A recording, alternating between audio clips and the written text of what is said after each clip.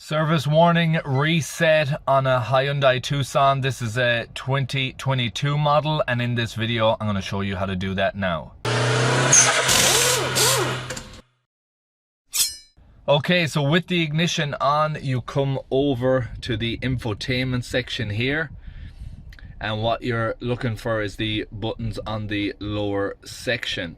You click into setup and you get this display. You click vehicle, then when you get this information you go to cluster, service interval,